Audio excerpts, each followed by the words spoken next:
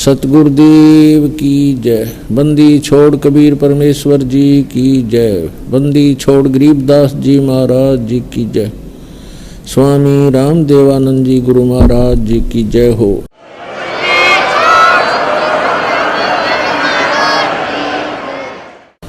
गरीब नमो नमो सतपुरुष को नमस्कार गुरु की नहीं। सुर नर मुनि जन साधुआ संतों सर्वसदी नहीं। सतगुरु साहिब संत सब डंडो तुम प्रणाम। आगे पीछे मध हुए तिनको दा कुर्बान। नराकार निर्विषम काल जाल वैभंजनम निर्लेपम निज निर्गुणम अकलनो बेसंदनम। सोहम सुरति समाप्तम सकल समाना निर्तल। उज्ज्वल हिरंबर हरदमं बेपरवा अथाह वार पार निमज्जतम। गरीब जो सुमरे सिद्ध होई गणनायक गलता ना करो अनुग्रह सोई। पारस पद परवाना आदि गणेश मनाओ। गणनायक देवन देवा चरण कमल लो लाऊं। आदंत करूं सेवा परम शक्ति संगीतम रिद्धि सिद्धि दाता सोई। अवगत गुण अतीतम सत्य पुरुष निर्मोही। जगदम्बा जगदीशम मंगल रूप मुरारी। तन मन अर्पों शीसम भक्ति मुक्ति भंडारी। सुर नर मुनि जन ध्यावे ब्रह्मा विष्णु महेशा। शेष शेष मुख गावे पूजे आदि गणेशा। इंद्र कुबेर सरीखा वरुण धर्म राय धावे। समर्थ जीवन जी का मन इच्छा फल पावे। 33 कोटि अधारा दाम शेष 88। उतरे बहुजल पारा कट है यम की फांसी। 33 कोटि अधारा दाम शेष 88। उतरे बहुजल पारा कट है यम की फांसी। कर जोरूं विनती करूं धरूं चरण पर शीश। गुरु जी राम देवानंद जी महाराज ने दियो नाम बख्शीश। कोटि कोटि सिजदा करूं कोटि कोटि प्रणाम। चरण कमल में राखियो में बंदी जाम गुलाम। कुत्ता हूँ गुरुदेव का रामपाल दास का नाम। गले प्रेम की जेवड़ी जांखें चोभा जाऊं। तो करो तो बावड़ू दूर दूर करो तो जाऊं। जो राखो त्यों ही रहूं जो देवो सोख। जय इब के सतगुरु मिले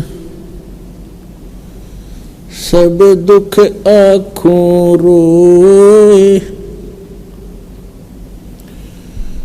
चरणों ऊपर शीश धरूं कहूँ जो कहनी हो। कबीर साईं मिलेंगे पूछेंगे कुशलात। आदि अंत की सब कहूँ अपने दिल की बात। गुरु जी तुम ना भूलियो चाहे लाख लोग मिल जाहीं। हम जैसे तुमको बहुत हैं तुमसे हमको नहीं।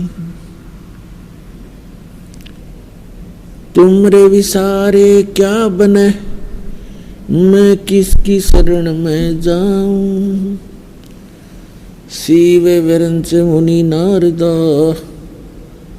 तिनके हृदय नो समा।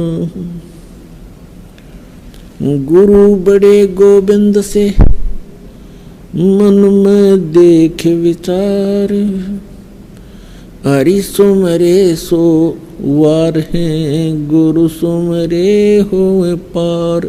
गुरु गोविंद दोनों खड़े, काके लागू पाए, बलिहारी गुरु अपना, जिन गोविंद दियो मिलाए।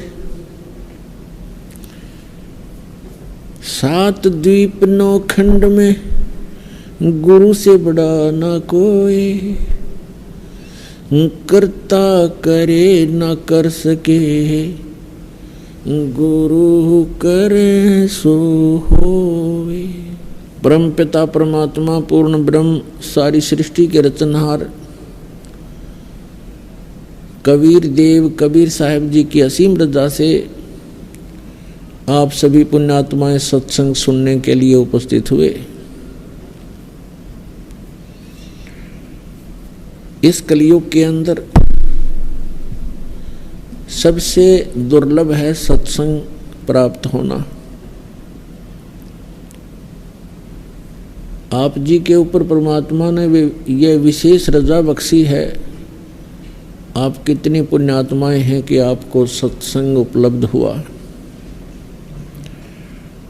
सत्संग का अर्थ होता है सत्य, तत्व ज्ञान, सत्य ज्ञान, आध्यात्मिक ज्ञान का जहाँ प्रचार होता हो उसको सत्संग कहते हैं।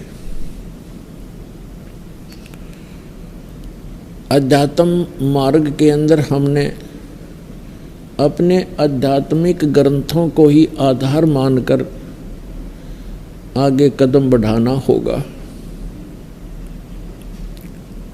क्योंकि आज तक जो भी धर्म या उस धर्म के अंतर्गत फॉलोअर, उनके अनुयायी जितने भी हैं, वे प्रारंभ से ही अपने धर्म ग्रंथों को सर्वोच्च मानते हैं, उत्तम मानते हैं, शिरोधार्य मानते हैं।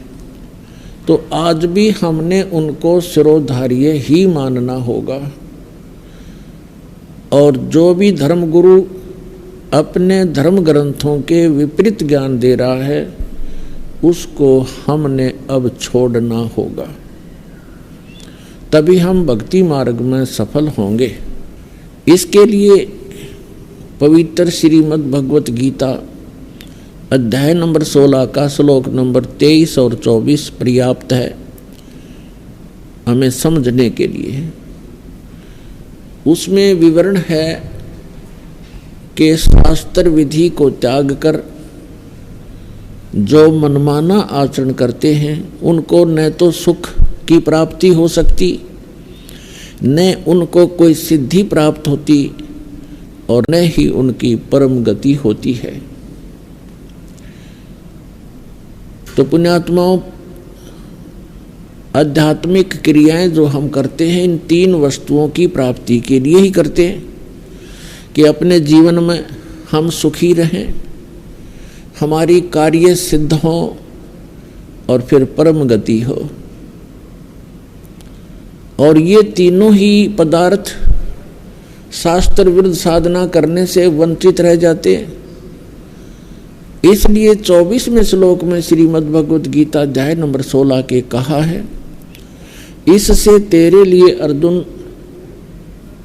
कर्तव्य और अकर्तव्य की व्यवस्था में, यानी कौन से धार्मिक अनुष्ठान क्रियाएं मंत्र जाप करने चाहिए और कौन से ना करने चाहिए, उसके लिए अपने सद्ग्रंथों को ही आधार मानना। तो पुण्यात्माओं, आज का जो समागम प्रारंभ हो रहा है, जो 5 दिवसीय ये सत्संग चलेगा, ये किस उपलक्ष्य में है, आज सबसे पहले आपको थोड़ी सी जानकारी देंगे, फिर परमात्मा की महिमा से आपको परिचित कराएंगे। ये जो सत्संग प्रारंभ हो रहा है ये किस उपलक्ष्य में है?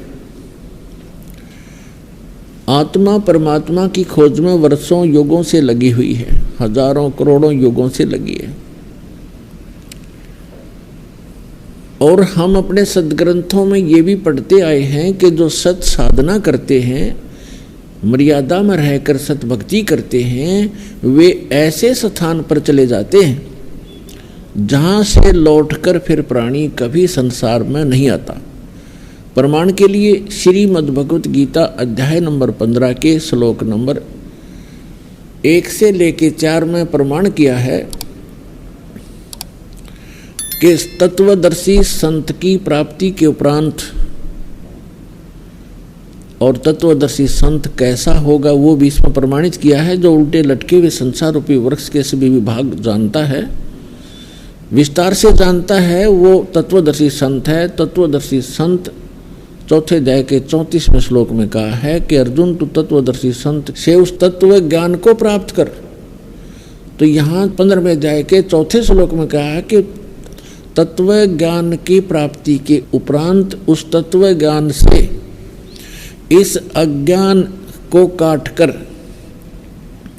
अर्थात अज्ञान हटाकर उसके पश्चात परमेश्वर के उस परम पद की खोज करनी चाहिए, जहाँ जाने के बाद साधक फिर लौटकर कभी संसार में नहीं आते। और जिस परमेश्वर ने संसार रूपी वृक्ष की रचना की है, यानी सारे ब्रह्मांडों की जिसने रचना की है, केवल उसी की भक्ति करो। गीता ज्ञान दाता जो श्री कृष्ण जी के अंदर प्रवेश करके बोल रहा है, वो ब्रह्म है, सरपुरुष है।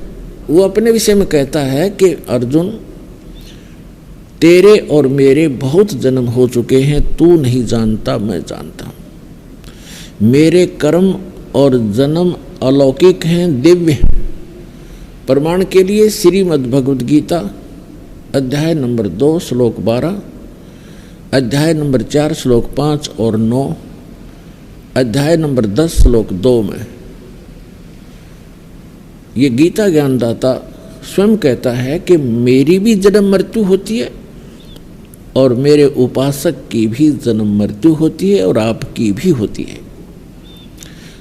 अभी तक जो हमारे धर्म गुरु श्री कृष्ण जी की पूजा का हमें विधान बताते थे, यदि हम ये मानकर चलें कि श्रीमद् भगवद गीता का ज्ञान श्री कृष्ण जी बोल रहे हैं, वैसे तो सच्चाई आपको बताई दी दास ने। श्री कृष्ण जी के अंदर ये सरपुरुष यानी काल ज्योत स्वरूपी निरंजन, जो जिसे योगी लोग ब्रह्म कहते हैं, ऋषि लोग जिसे ब्रह्म कहा करते हैं, वो बोल रहा है। और वो 21 ब्रह्मांड का स्वामी है। और श्री कृष्ण जी विष्णु जी के अवतार हैं। श्री विष्णु समझो से श्री कृष्ण समझो। ये केवल एक ब्रह्मांड में 3 लोकों पर, पृथ्वी लोक, स्वर्गलोक और पाताल लोक, इन 3 लोकों पर केवल एक विभाग के प्रभु हैं, स्वामी हैं। विष्णु जी सतोगुण विभाग के, यानी श्री कृष्ण कहो, विष्णु कहो, और ब्रह्मा जी रजोगुण विभाग के मंत्री समझो, साहब समझो, मालिक समझो, खुदा समझो। और श्री शंकर जी जो है ये तमोगुण विभाग के स्वामी समझो, प्रभु समझो। ये केवल इतने ही मालिक हैं। तो गीता ज्ञान दाता जो भी आप समझते थे उसी को सोचकर चलिए, वही मानकर चलिए। वो कह रहा है कि मेरे तो जन्म मृत्यु होते हैं और वो कोई और परमात्मा है जिसकी शरण में जाने से 18वें अध्याय के 62वें श्लोक में कहा है, अर्जुन तू सर्वभाव से उस परमेश्वर की शरण में जा, उसकी कृपा से तू परम शांति को और सनातन परम धाम को प्राप्त होगा। तो यहां हमने अब समझना है कि वो परमात्मा कौन है, जिसके विषय में गीता ज्ञानदाता भी प्रमाणित कर रहा है कि उसी की शरण में जाओ, उससे आपको वो स्थान मिलेगा जहां जाने के बाद फिर लौटकर कभी संसार में नहीं आओगे। वो शाश्वत स्थान है। तो अब हम जो प्रसंग चला है कि ये आत्मा परमात्मा को युगों से खोज रही है, और हम पिछले इतिहास देखते हैं अपने ऋषि महर्षियों के, उन्होंने हजारों हजारों वर्ष तपस्याएं की, साधनाएं की, अनुष्ठान किए कि भगवान मिले कल्याण हो। लेकिन यदि उनका मार्ग ठीक होता तो वही मार्ग वो हमें बताया करते थे, तो हम सभी चले जाते और पृथ्वी खाली हो जाती। अब यहाँ शंका एक और उत्पन्न होती है कि भक्तजन श्रद्धालु कहते हैं कि यदि पृथ्वी खाली हो जाएगी तो यहाँ कौन रहेगा। तो ये बालक सोच होती है, एक बिल्कुल अबोध बच्चा ये बातें कर सकता है जिसको कुछ भी ज्ञान नहीं। अब ये कोई सुख का स्थान थोड़ा ही है, हर चीज का अभाव यहाँ पर, और सारा जीवन हम अपने इस पेट पोषण पर ही लगा देते हैं और बीच में ही मृत्यु हो जाती है। इतना गंदा स्थान यहाँ रहने की इच्छा हमारी क्यों बन रही है? क्योंकि हमें उस अन्य सुख में लोक का ज्ञान नहीं, और वहां जाने का कोई समाधान नहीं। अब जैसे चंद्रमा खाली पड़ा है, ऊपर के ग्रह ये सभी खाली पड़े हैं, तो एक पत्थर ये भी पड़ा रहेगा। हमने कौन सा ठेका ले रखा है यहीं पर गर्मी और सर्दी और भूख प्यास इन कैंसर से पीड़ित होकर मरने और जीने की? यह तो हमारी मजबूरी है। जब हम ऐसे स्थान पर चले जाएंगे जहाँ हमें शरीर इतना अच्छा मिलेगा जिसमें कोई रोग नहीं, निरामे मिलेगा। निरामे, आमे माने रोग होता है, निरामे माने निरोग शरीर मिलेगा। और ऐसा ही वहाँ दुनिया होगी आपकी, ऐसे आपका परिवार होगा जो कभी मृत्यु को प्राप्त नहीं होगा। और वहाँ एक ऐसा शिष्टाचार होगा, यहाँ तो कहते बहु सास ने गड़न लाग रही है या सास बहु से के सर हो रही है, रोज कोई ना कोई पंगा जी ने बना रहता जीव के, हम ढीठ होकर जी रहे हैं, कोई विकल्प दिखाई नहीं दे रहा। तो हम ऐसे स्थान पर चले जाएंगे जहाँ कोई दुख नहीं, कोई वृद्ध अवस्था नहीं। अब कौन वृद्ध होना चाहता है, कौन रोगी होना चाहता है, और सभी हो रहे हैं। कौन मरना चाहता है, और सभी मर रहे हैं। तो ऐसे गंदे लोक में और फिर कोई ये कहे कि ये खाली हो जाएगा, ये तो जितना शीघ्र खाली हो उतना अच्छा। ये रहने का स्थान है, कहीं फ्लड आ रही है, मर गई दुनिया, कहीं पर भूकंप आ गया है, कहीं पर वैसे सूखाग्रस्त, कोई रोग से मर रहा है, कोई किसी तरह करा रहा है। तो ये तो एक बुच्चड़ खाना है ये पृथ्वी लोक, और ये स्वर्ग लोक यहाँ के, ये कोई स्थान ठीक नहीं है। तो परमात्मा की खोज में हम युगों से लगे हुए हैं, और यदि उन ऋषि महर्षियों का मार्ग सही होता तो हम चले जाते वहां पर, हम इस संसार में नहीं रहते। इसका कारण यही रहा कि हमारे सदग्रंथों का भी ज्ञान हमारे धर्मगुरुओं को नहीं था। वर्तमान के अंदर तो बिल्कुल ही बिजली गिर गई है, और विशेषकर इस हिंदू धर्म में तो कमाल कर दिया। जितना भक्ति का इस अध्यात्म मार्ग में जो घोटाला देखा है इस हिंदू धर्म के अंदर, और अन्य धर्मों में नहीं देखने को मिलता। अन्य धर्मों के धर्मी जैसे कोई कुरान शरीफ का मानने वाला है, कम से कम कुरान शरीफ को आधार तो मान रहा है, और उसके अनुसार जैसा भी उनकी परंपरा वो एक ही तरह की भक्ति करे। इसी प्रकार ईसाई धर्म में देख ले, मुसलमान सिख धर्म में देख लो, और हिंदू धर्म में देख ले, जितने गुरु उतनी ही पूजा, जितने जो ज्ञान है उतने ही देवता। कोई कुछ पूज रहा है, कोई कुछ पूज रहा है, कोई कुछ बता रहा है, कोई कुछ बता रहा है, कोई आधार नहीं। जबकि हमारे सदग्रंथ हैं उनको तो देखिए हम झांक के, तो हमारे धर्म गुरुओं को हमारे धर्म ग्रंथों का भी ज्ञान नहीं था। इस कारण से हमारे उन अनमोल रत्न, जो अनमोल खजाना हमारे घर में छुपा पड़ा था, ये हमारे धर्मगुरु उसको हमारे सामने रख नहीं सके, जिस कारण से हम गरीब से गरीब होते चले गए। हम आध्यात्मिक गरीब हो गए, निर्धन हो गए। कबीर साहब कहते हैं, कबीर सब जग निर्धना और धनवंता ना कोई, धनवंता सो जानिए जिस पर राम नाम धन होए। तो हमारे पास राम नाम धन नहीं रहा, जिस कारण से हम भिखारी बन गए। तो पुण्यात्मा, अब हमने फिर धन, राम नाम के धन को पुनः संग्रहित करना है शास्त्र अनुकूल साधना करके। अब आज का जो समागम प्रारंभ हुआ है, इसका उपलक्ष्य है कि ज्येष्ठ सुदी पूर्णमासी को वो परम अक्षर ब्रह्म जो हमारे पिता हैं, जो हमारे हमदर्द हैं, जो हमारे दुख में दुखी होते हैं, जो हमें सुखी करने के लिए और सतलोक जो स्थान हम छोड़कर आए हैं, जहाँ हम सुखी रहा करते थे, उसकी खबर बताने के लिए, खबर देने के लिए, उसकी जानकारी देने के लिए वो परमात्मा स्वयं ही आते हैं।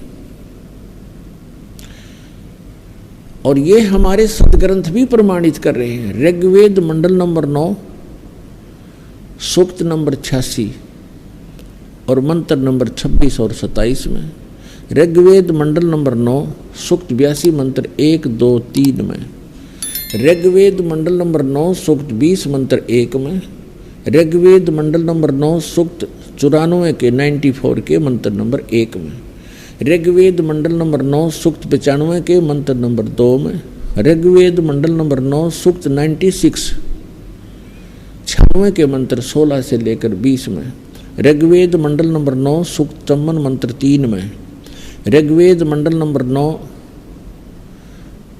सूक्त 1 मंत्र 8 और 9 में, और भी अनेक स्थानों पर चारों वेदों के अंदर ये प्रमाण दिया है कि वो परमात्मा जो सर्वशक्तिमान है, सभी सर्वोत्पादक प्रभु, सबकी उत्पत्ति करने वाला, वो परमात्मा ऊपर रहता है ध्रुवलोक के तीसरे पृष्ठ पे।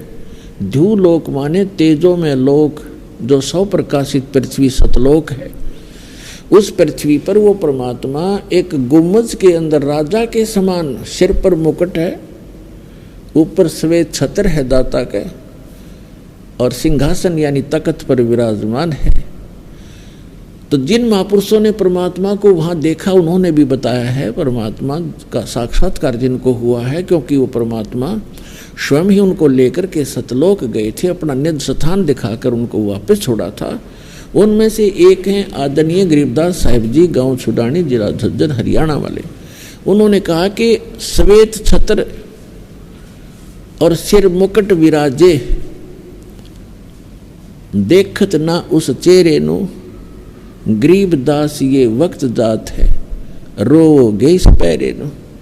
यानी वो परमात्मा के सिर पर सफ़ेद छत्र है एक ऊपर, जैसे ये छत्र आप छतरी देखते हो छोटी सी, ये तो आर्टिफिशियल है, वहाँ परमात्मा की ओरिजिनल है। और सिर पर मुकुट है उस परम पिता के, जैसे राजा लोग पहनते हैं।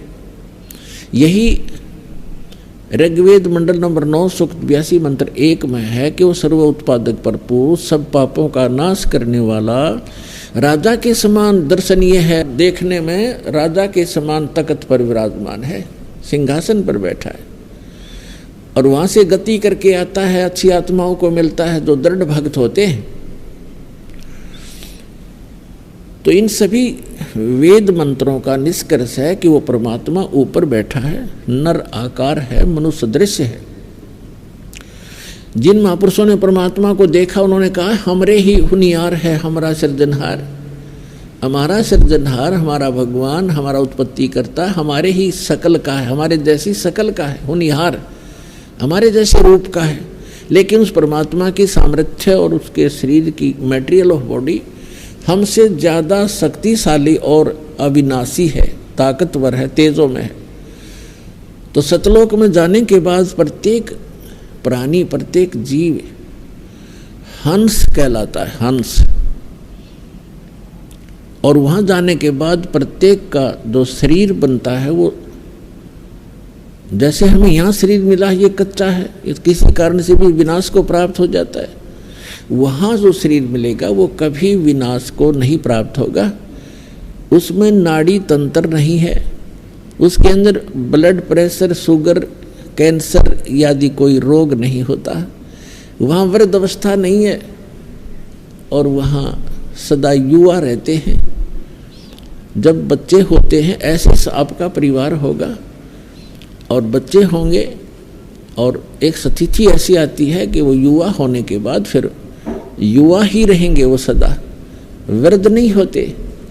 और इतने शुद्ध विचार हैं, किसी चीज़ का अभाव नहीं है, किसी वस्तु का अभाव नहीं वहाँ पर। यहाँ तो एक हीरा आपने शायद किसी ने जीवन में देखा भी नहीं होगा, हीरा। और वहाँ सतलोक के अंदर हीरों के तो पहाड़ हैं, जैसे यहाँ पत्थर के पहाड़ हैं, वहाँ हीरे ठोकरों में रले मिलेंगे आपको। और दूधों की दरिया बहती हैं, सदाबहार वृक्ष हैं, किसी चीज़ का अभाव नहीं, जहाँ बैठो कुछ खाओ, और सब पकवान आपको किसी प्रकार के पकवान। जैसे परमात्मा जब काशी में आए हुए थे, 120 वर्ष रहे, तो एक बार किसी ने मजाक कर दिया था, झूठी चिट्ठियाँ डाल दी थी कबीर भगवान के नाम से कि सभी साधु संत आओ, और कबीर साहब भंडारा कर रहे हैं, और उस समय लीला कर रहे थे। दाता एक गरीब कति एक सिंपल भगत की झोंपड़ी में रहा करते थे, 2 समय का मुश्किल से आहार होता था, और जिसके द्वार पर 18 लाख व्यक्ति आ गए। तो वो परमात्मा स्वयं गए अपने निज स्थान सतलोक में, और वहाँ से 9 लाख बैलों के ऊपर बने बनाई जलेबी, कचौड़ी, पकौड़ी, दही, बड़े, बूंदी, लाडू, सब कुछ भर के, दाल, चावल, खांड, खीर, सब कुछ बने बनाया, और यहाँ सेकंड में लाता रहे। तो वहाँ सब वस्तुएं आपको उपलब्ध हैं।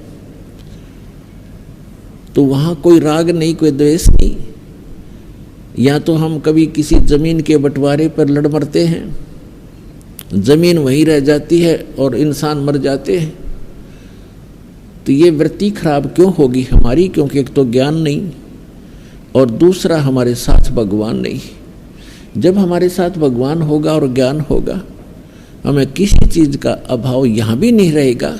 जब तक आप यहाँ रहोगे, आपकी सुरक्षा होगी, आपके बच्चों की सुरक्षा होगी। तभी तो हम भगवान की खोज करते हैं कि हमारा परिवार सुखी रहे, हम भी निरोग रहें, हमारी अकाल मृत्यु ना हो। ये मानते हैं हम बूढ़े में बुढ़ापा मर जाएं, लेकिन बीच में ना मरे। तो ये इस गंदे लोक में भी, इस नासवान स्थल पर भी उस अविनाशी परमात्मा कबीर जी की शरण में आने के उपरांत ही हम ये सुख भी प्राप्त कर सकते हैं। तो ये ज्ञान हमें अभी किसी ने बताया ही नहीं, और परमात्मा आकर बताने की चेष्टा कर रहे थे। सन 1398 से सन 1518 तक 120 वर्ष परमेश्वर यहाँ रहे, एक जुल्हाए गरीब की भूमिका, निर्धन की भूमिका की। अब वो भूमिका क्यों की? क्योंकि 5 दिन के अंदर इस समागम के दौरान हम आपको परमात्मा की रह कर विस्तार से, जितनी हमारी बुद्धि काम करेगी दास की, आपको सब कथाएं सुनाएंगे, तब समझ में आएंगी। चारों युग में संत पुकारे, को के कहा हम हेल रे, हीरे माणक मोती बरस, ये जग चुगता डेल रे।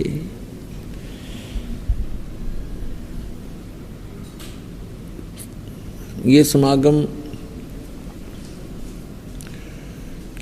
उस शुभ दिन के उपलक्ष्य में मनाया जा रहा है कि वो परमात्मा हमारे पिता हम बालकों की गलती को अक्षमा करके जो हमने सतलोक में करी थी, क्योंकि सृष्टि रचना के माध्यम से आपको ये जानकारी होती है कि आप जी कैसे यहाँ फंसे थे इस गंदे लोक में, क्यों इतना कष्ट उठा रहे हैं। ये सजा है आपको, ये दंड है आपको यहाँ मिला हुआ है। और इस जेल के अंदर जो थोड़ी बहुत सुविधा प्राप्त हो कर लेते हैं, हम उसी को सुख मान रहे हैं। जेल में सुख सपने में भी नहीं होता। तो इस 21 ब्रह्मांड जो या जेल है काल की, इसमें सुख स्वप्न में भी नहीं हो सकता किसी प्राणी को, चाहे वो पूरी पृथ्वी का राजा हो, चाहे वो स्वर्ग का राजा हो। तो ये जो स्थान है, यहाँ हम क्यों आए, ये सृष्टि रचना में आपको बताएंगे, इस समागम के दौरान भी आपको बताएंगे। तो उस गलती को अक्षमा करके परमात्मा हमें बालक जान के अब यहाँ आते हैं, हमें अपना निज स्थान बताने, अपने पाने की यानी सतलोक जाने की विधि बताने के लिए वो स्वयं ही आते हैं। तो वो परमात्मा, जैसे उस परमात्मा के विषय में आप जी ने अभी प्रमाण सुना कि चारों वेदों में उसमें स्पष्ट है कि वो परमात्मा ऊपर रहता है, वहाँ राजा के समान ओवरऑल कंट्रोलर के रूप में सिंहासन पर विराजमान है और उस परमात्मा की शक्ति, पावर ऑफ गॉड, उस परमात्मा की शक्ति सर्वव्यापक है। वो परमात्मा एक देशीय है, एक स्थान पर रहता है। जैसे सूर्य एक देशीय है और उसकी जो शक्ति है वो निराकार रूप में प्रत्येक को प्रभावित कर रही है। उष्णता उसकी शक्ति है। आप छाया में बैठे होते हो तो भी उसकी उष्णता आपको महसूस हो रही होती है। इसी प्रकार परमात्मा की जो शक्ति है प्रत्येक कण कण में विद्यमान है। परमात्मा एक स्थान पर है, नर आकार है और वहाँ से गति करके यहाँ आता है। वो उद्देश्य क्या रखता है आने का, पर वेदों में भी आपको बहुत बार प्रमाणित किया है और आगे भी बताएंगे कि वो परमात्मा यथार्थ भक्ति मार्ग बताने के लिए ही यहाँ आता है। हमें यदि किसी वस्तु की आवश्यकता है तो मोक्ष मार्ग है वो। मोक्ष माने यहाँ इस बंधन से छूट जावा जो कर्म बंधन से हम बंधे हुए हैं, और कर्मों के बंधन से छुड़वाने वाले को बंदी छोड़ कहते हैं, और कर्म के बंधन को केवल वो बंदी छोड़ परमेश्वर सत्य पुरुष कबीर साहब ही छुड़वा सकते हैं। मासा घटे न तिल बधे विधना लिखे जो लेख, सच्चा सतगुरु मेट कर ऊपर मारे मेख। अब जब परमात्मा यहाँ आते हैं हम उस परमात्मा को पहचानते नहीं। क्यों नहीं पहचानते? क्योंकि हमने डेफिनेशन ऑफ गॉड व रॉन्ग सुन रखी होती है। परमात्मा की जो परिभाषा है वो हमने गलत सुन रखी होती है, जिस कारण से हम परमात्मा का कुछ और ही दृष्टिकोण से विवेचन करते रहते हैं और वही धारणा हमारे हृदय में समाई रहती है। इसलिए वो परमात्मा यहाँ परमात्मा कम और एक मानव की तरह अधिक लीला करता है ताकि वो हम उसके निकट रहकर कुछ उनके ज्ञान को फॉलो कर सके। तो इसलिए वो परमात्मा ने स्वयं आकर के यहाँ पर ज्ञान देते हैं वो, तो वो परमात्मा ऊपर रहते हैं, वहाँ से गति करके आते हैं, अच्छी आत्माओं को मिलते हैं और उनको फिर अपने सतलोक ले जाकर वापस छोड़ते हैं, अपना गवाह बनाकर छोड़ जाते हैं। अब उन गवाहों ने, उन जो साक्षी बने परमात्मा के, जिनको भगवान मिले, उन्होंने और साथ में हमारे पवित्र सदग्रंथों ने, दोनों ने रिल मिलकर ये सिद्ध कर दिया कि परमात्मा कैसा है, कहाँ रहता है, उसका नाम क्या है, उसके पाने की विधि क्या है, मेथड कौन सा है जिससे हम परमात्मा प्राप्त कर सकते हैं। और जो सदग्रंथों में और जिनको परमात्मा मिले उन महापुरुषों के अनुभव की जो उनकी अपनी अमर वाणी है, एफिडेविट है, वो दोनों मेल खा जाते, फिर संशय नहीं रहेगा आपको। फिर संशय नहीं रहेगा कि हम जो कर रहे हैं वो ठीक है या गलत है, वो फिर स्वस्थ हो जाएगा। इसलिए उस परमात्मा ने बताया है, वो परमात्मा चारों युगों में आते हैं और वो स्वयं ही आकर अपना ज्ञान कराते हैं। अथर्ववेद कांड नंबर 4 अनुवाक नंबर 1 मंत्र 1 से 7 में ये सारी सृष्टि रचना कोड वर्डों में दे रखी है कि वो परमात्मा कबीर देव है, कबीर साहब है, और वो सभी ब्रह्म का भी, परब्रह्म का भी, और सभी ब्रह्मांडों का रचनहार है। और वो अपने द्वारा रची हुई सृष्टि को स्वयं ही ठीक ठीक बताता है। अन्य तो अटकलबाजी लगाते हैं, जैसे ब्रह्मा जी ने देवी पुराण में अटकलबाजी लगा रखी है। ऐसा सुना जाता है, ज्ञान और अज्ञान के आधार से मैं बता रहा हूँ। तो जहाँ ज्ञान है फिर वो ज्ञान कहाँ रहा? अब थोड़े से हलवे में थोड़ा सा रेत भी डाल दे तो वो स्वाद ही सारा करकरा हो गया। इस प्रकार वो परमात्मा स्वयं आते हैं और क्या बताते हैं? चारों युग में संत पुकारे, को के कहा हम हेल रे, हीरे माणिक मोती बरसे, ये जग चुगता ढेल रे। परमात्मा कहते हैं मैं चारों युगों में आया और चारों युगों में अच्छी आत्माओं को मिला जो संत कहलाए, और हमने आवाज लगा लगा कर कूक कहा हम हेल रे। कूक माने ऊंचे स्वर तक गुरज गुरज के आवाज लगा लगा के बताया कि ये साधना तुम कर रहे हो गलत है, ये पूजा गलत है, ये साधना करो। शास्त्र विधि त्याग कर मनमाना आचरण करने वाले डले ढोरे हैं। ये जग चुगता ढेल रे। हीरे मोती समझकर कंकर इकट्ठे किए बैठे हो आप, और हम हीरे और मोती इनकी वर्षा कर रहे हैं शास्त्र अनुकूल साधना और मंत्रों की, जिससे आपको मोक्ष रूपी हीरे प्राप्त होंगे, आपका जीव सुखी होगा। हमारा ज्ञान किन्हें ना सुनिया, पर भी लेन जाते है दुनिया। हमारा ज्ञान किसी ने नहीं सुना, किसी ने नहीं सुना, और वहाँ पर भी लेने जाते हैं।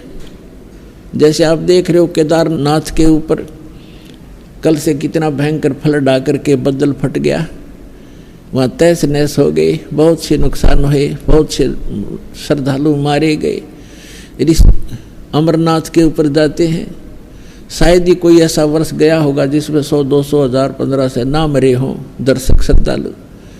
तो पुण्यात्मा आत्मा भगवान बिना रह नहीं सकती, इसका स्वभाव है। इसको आवश्यकता उस भगवान की, जिस दिन से ये उससे बिछुड़ी है उसी दिन से उसको वो सुख नहीं प्राप्त हो रहा जिसको ये छोड़कर आ चुकी है। तो यहाँ परमात्मा कहते हैं हमारा ज्ञान किने ना सुनिया, और वहाँ धक्के खान जात है दुनिया, पर भी लेन जाती जोड़ तालाब में नहाने के लिए। है कहीं गीता और वेदों में प्रमाणिक की साधना से मोक्ष होगा? तो ये कहाँ से ग्रहण किया? ये शास्त्र विरुद्ध साधना है। इन लोक वेद बना रखा है अज्ञानी संतों, ऋषियों और आचार्यों ने। अब परमात्मा क्या बताते हैं? सतयुग में सत सुकृत कह टेरा, त्रेता नाम मुनींदर मेरा। द्वापर में करुणा में कहाया, और कलियुग नाम कबीर दराया।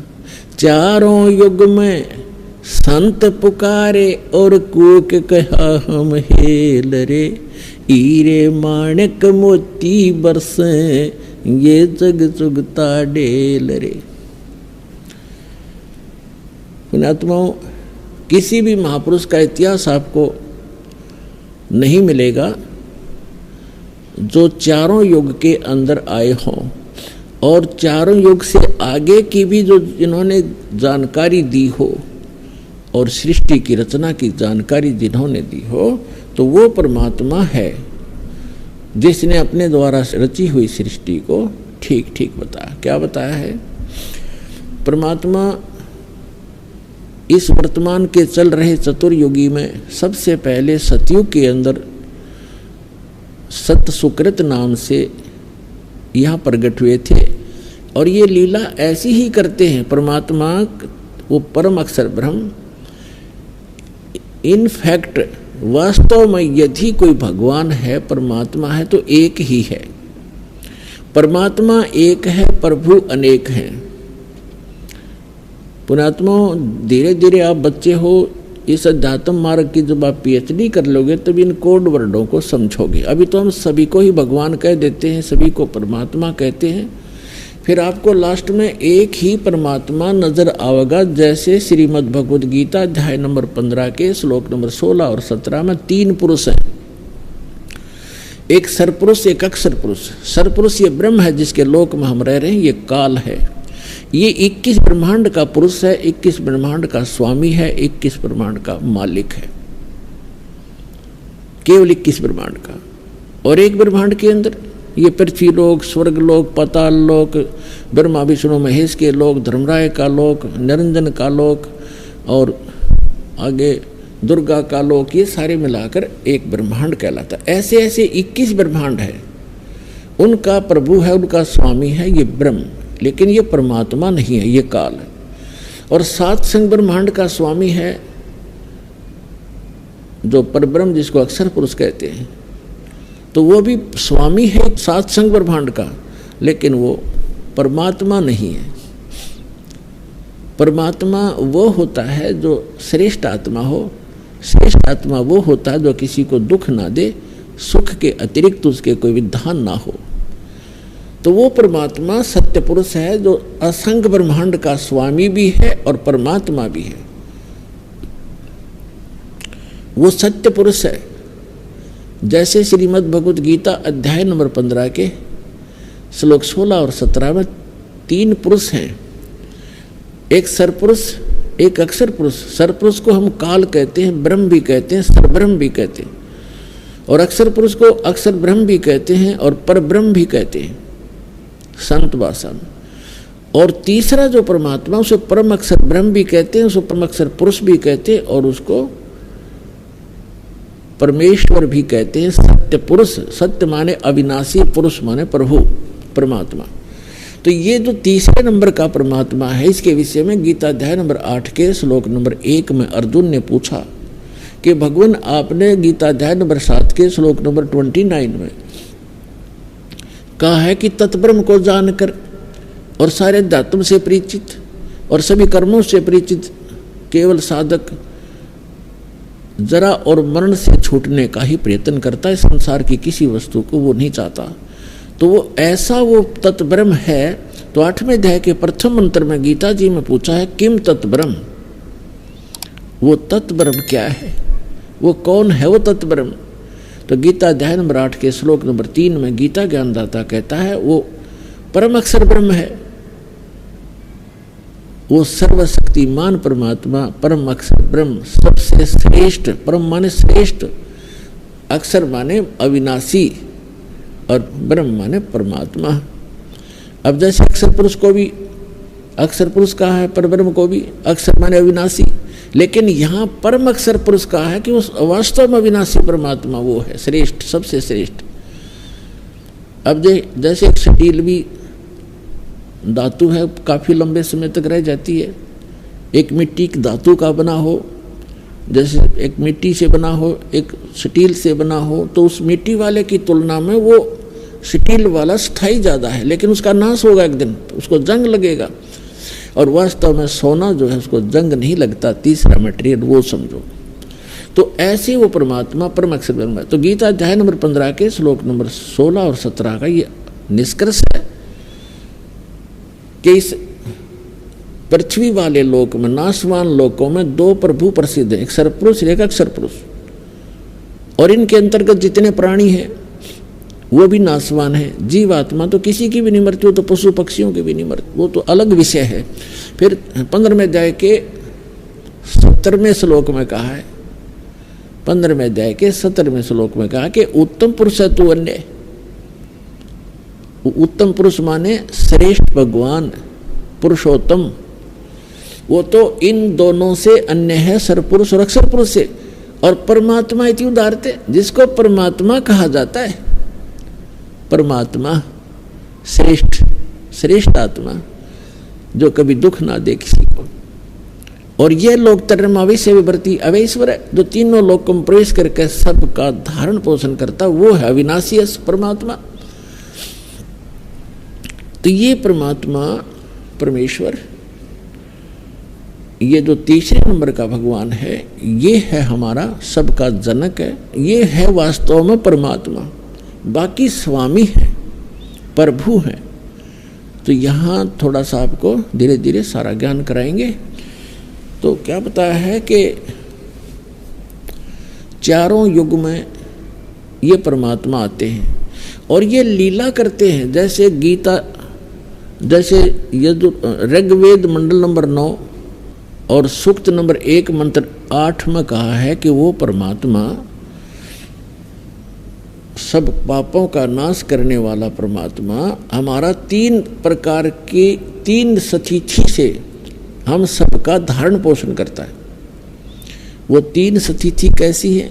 एक सतिथि में परमात्मा सतलोक में रहता है, तेजो में शरीर है उस परमेश्वर का, मनुष्य दृश्य है, वो सिंहासन पर विराजमान है, एक बहुत बड़ा गुम्बद है, स्तूप है बहुत बड़ा, और वो बहुत सुंदर सफेद कलर का है, तेजो में है, उसके अंदर से भी नूर निकल रहा है। उसके बीच में सिंहासन पर परमात्मा विराजमान है, एक राजा के समान बैठे हैं, उनके सिर पे मुकुट है और ऊपर छत्र है और उनके ऊपर चंवर अपने आप भी होता है जब इच्छा होती है, और बाकी वो रखा भी रहता है। वो है परमात्मा की प्रथम सतिथि। फिर वो भगवान, वो ही परमात्मा अपना अन्य रूप धारण करके अपने शरीर को सरल करके, क्योंकि वहाँ जो परमात्मा बैठे हैं परमेश्वर परम अक्षर ब्रह्म, उनके एक रोम में, एक रोमकूप कहो एक रोम कहो, रोम तो कहते हैं बाल को, रोमकूप जहाँ बाल उगता है, उस परमात्मा के एक रोम में, एक रोमकूप में समझो इतनी रोशनी है, करोड़ सूर्य मिला दे करोड़ चंद्रमा, वो भी फीकी पड़े। तो वो परमात्मा का ऐसा नूरी शरीर है, मनुष्य सदृश्य है, सिर पर मुकुट है, और वहाँ जाकर हंस सभी उस परमात्मा पर चंवर करते हैं, अपने मालिक पर। जो यहाँ से निकल कर जाता है सीधा भगवान के पास जाता है, चरणों में प्रणाम करते हैं, वो परमात्मा सीने से लगाते हैं प्रत्येक को, और फिर वहाँ चंवर करते हैं आदर से। फिर उसको कहता बेटा आराम से रहो, ये तुम्हारे बने बनाए महल वहाँ खाली पड़े थे, विश्राम करो, गलती बनी तुम्हारे से, कोई ना लौट आए। अब भी कहते सुबह का भूला शाम को आ जाए तो भूला नहीं कहलाता, और हम युगों से भूले पड़े यहाँ पर। तो वहाँ ये प्रथम स्थिति है। फिर परमात्मा अपने शरीर को हल्का रूप बना करके दूसरी स्थिति में, वो दूसरी स्थिति में क्या करते हैं, एक शिशु रूप धारण करते हैं, और प्रत्येक युग के अंदर प्रारंभ में एक सरोवर के अंदर कमल के फूल पर आकर नवजात शिशु का रूप धारण करके वो विराजमान हो जाते हैं। वो किसी माँ से जन्म नहीं लेते, और परमात्मा की सारी व्यवस्था होती है, तो वहाँ से कोई निसंतान दंपत्ति उन्हें उठा ले जाते हैं। और धीरे धीरे जैसे बच्चे की तरह परमात्मा अपनी लीला करते हैं, छोटी सी उम्र में ही 4-5 वर्ष की आयु में ही बड़े बड़े विद्वानों के छक्के छुड़ाने लग जाते हैं,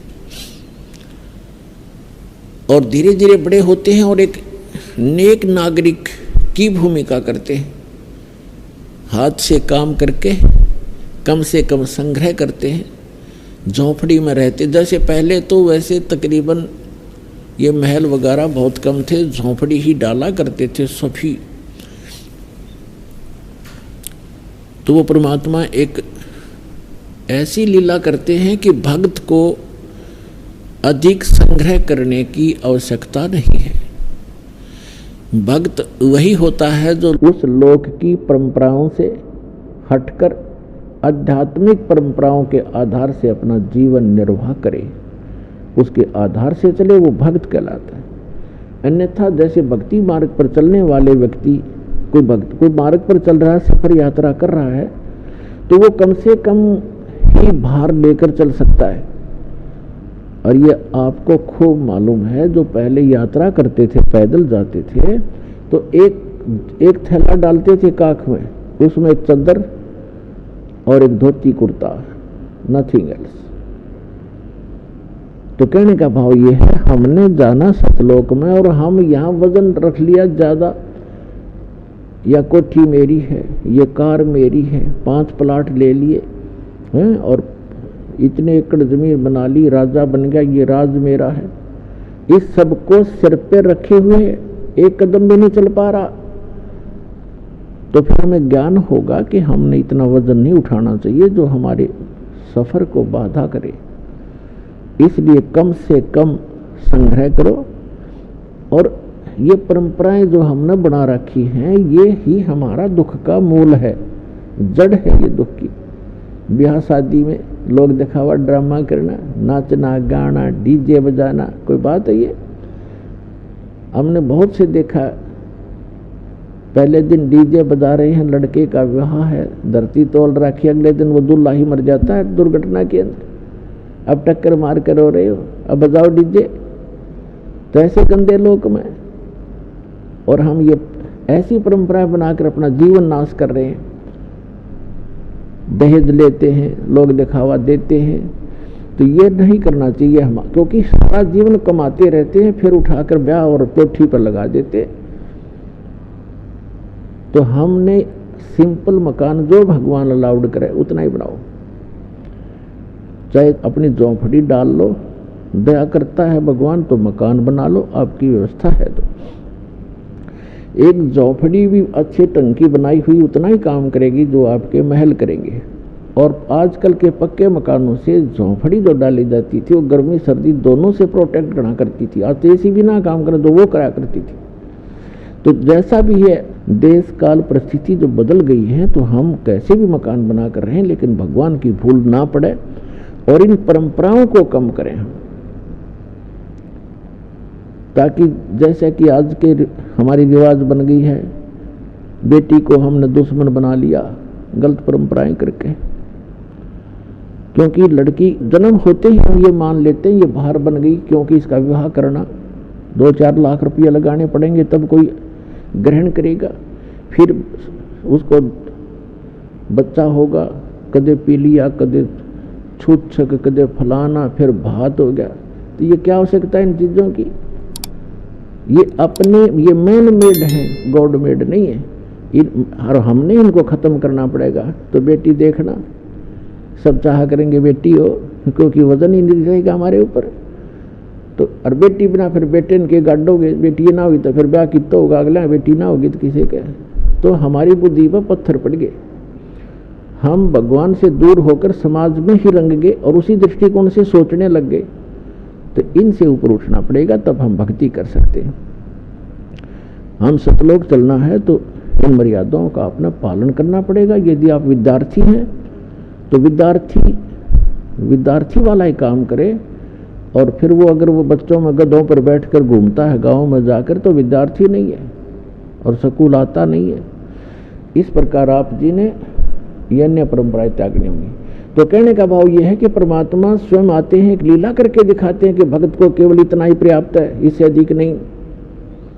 कबीर साहब कहते हैं, कहा चनावे मेड़िया ये लंबी बीत उसारे, घर तो 3.5 हाथ भाई गणात पौड़े 4। क्या प्रसन्न हो रहा, लंबी लंबी द्वार खींच कर लंबी लंबी मेड़िया बनाता है, बड़े दीवाने बनाकर ऊंची ऊंची कोठियां गाड़ रहा है, महल हवेली बना रहा है। परमात्मा कहते हैं, घर तो 3.5 हाथ गणाते पौड़े 4। 3.5 होठ हाथ कहते हैं 3.5 हाथ को। ये जो हाथ है यहाँ से लेकर यहाँ तक कौनी तक, ये एक हाथ कहलाता है। और प्रत्येक स्त्री या पुरुष का अपना शरीर 3.5 हाथ का होता है। ये 3 तो पूरे और आधा इतना होता है। परमात्मा कहते हैं, आप चाहे 4 मंजिल की कोठी बना रखिए और 20-20 कमरे कक्ष, एक चारपाई पे इतने स्थान पर सोओगे आप, किसी कोने में कहीं डाल लेना।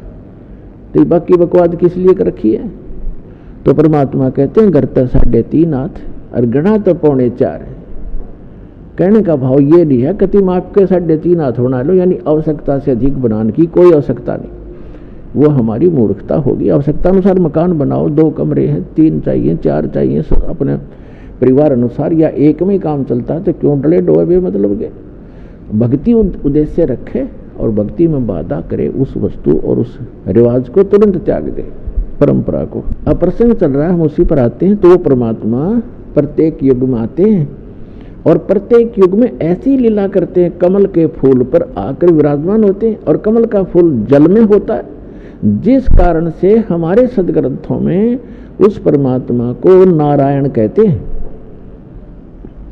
नारायण का अर्थ है, नार माने जल, आयन माने उस पर आकर विराजमान होने वाला नारायण। हम श्री विष्णु जी को नारायण मानते हैं, ये भी नारायण है, जितने सतर के ये नारायण है। ये भी शेषनाग पर लेट गए तो नारायण हो गए। हम शंकर भगवान को भी नारायण मानते हैं, वो भी भगवान है। लेकिन वास्तव में नारायण जो है ये परमात्मा है, जिसके लिए वेद और ग्रंथ हमारे नारायण बोलते हैं। तो वहां से ये निसंतान दंपति उठा ले जाते हैं। तो सतयुग में परमात्मा जब आए, एक विद्याधर नाम के ब्राह्मण थे, और दीपिका नाम की उनकी धर्मपत्नी थी। वो ससुराल से आ रहा था अपनी पत्नी को लेकर के, तो परमात्मा तालाब के ऊपर विराजमान थे। तो तालाब के अंदर कमल के फूल पर शिशु रूप धारण किए लेटे हुए थे। उनकी दृष्टि पड़ गई, उस बच्चे को उठा करके अपने घर ले आए। तो वहाँ उनकी परवरिश हुई, की लीला हुई। धीरे धीरे बड़े हुए। बहुत सा मनु जैसे विद्वान जो पाक रहे थे वेदों के, उनके छक्के छुड़ा दिए जाता ने, लेकिन उसको वामदेव कहने लगे। वामदेव, वामदेव माने उल्टा ज्ञान देने वाला। उल्टा, वाम माने उल्टा, जैसे दाना हाथी बामा हाथ, बामा वाम। इस तरह उनको ना सुन करके अपनी प्रभुता छूटी नहीं। ज्ञान भगवान का ग्रहण ना सुन किया उन ऋषियों ने, ना हमें करने दिया। फिर अगले जन्म में परमात्मा की दया हुई। वही आत्माएं जो विद्याधर और दीपिका वाली आत्माएं त्रेता के अंदर एक वेदविद ब्राह्मण नाम का ब्राह्मण हुआ और सूर्या नाम की उसकी पत्नी का संयोग हुआ। वो वही आत्मा थी जो सतयुग में थी। और इसी प्रकार परमात्मा उनको त्रेता में भी ऐसे ही कमल के फूल पर मिले। वो मुझे क्षमा कीजिए, मैं 15-20 दिन की कह के गया था, महीना लग गया महाराज, मुझे माफ़ करना। अब वो महात्मा उसके मुंह तरफ देखा, भगत उसके मुख की तरफ देख रहा है। बात क्या बोल रहे हो आप क्या कह रहे हो? ये पोटली कहाँ से ले आए, ये सामान कहाँ से लाए हो, ये क्या? उसने बताया जी मैं घर से आया हूँ अपने वहाँ से। अब वो समझ में पा रहा, काफ़ी देर में समझ में आई उस वृद्ध का। अरे तू अपने घर से आया है? कि हाँ जी मैं तो आज आया हूँ, उस दिन का गया हुआ। उसका तो रोम रोम खड़ा हो गया, रोआ बुरी तरह। ये भगवान इस पापी ने आपसे मैं टट्टी तक उठवाई, उस नीच का कहाँ उद्धार होगा। तो पुण्यात्माओं परमात्मा कहते हैं तुम अब जो तुम्हारा सच्चा साथी है, तुमेव माता च पिता, तुमेव बंधु च सखा, तुमेव विद्या च द्रविण, तुमेव सर्व मम देव देव, उसको भूल के हम इन अन्य पर आश्रय रख लेते हैं, इसलिए हम भगवान से दूर होते चले जाते हैं। तो यहाँ गरीबदास साहिब जी ने कहा है कि त्रिलोचन के भय भरतिया माने नौकरे, ऐसी भक्ति कमावे, ऐसी भक्ति करे, भगवान साथ रहेगा आपके। तो इस प्रकार अब जैसे जिन बहन भाइयों के, विशेषकर इंसान तो थोड़ा बहुत सोच समझ भी लेता है, लेकिन बहनों का दिल नहीं डटता जिनका संतान नहीं होती, क्योंकि उसको समाज नहीं जीने देता। घर जाते हैं, घर वाले कुछ दिन चुप रहते हैं तो कोई पड़ोसी आ जाएगा, आओगा कोई काम और पूछेगा न्यू बहू का कि मैं होया नहीं बालक बोलक। अब वह के कहेगी सासू अक ना कुछ ना होया, कई साल हो गए ब्याह ने, एक जातक तो चाहिए था बता, और देख लो कोई दूसरा ब्याह करवा लो। अब उस बेटी के और समस्या पैदा कर दी कि एक और ये भी ब्याह करवाएंगे, यानी उसके भूल पड़े तो कोई और आकर के रिश्तेदार आकर कहेगा। कहने का भाव ये है कि जब तक ज्ञान नहीं प्राणी को तो जीना हराम कर देते हैं।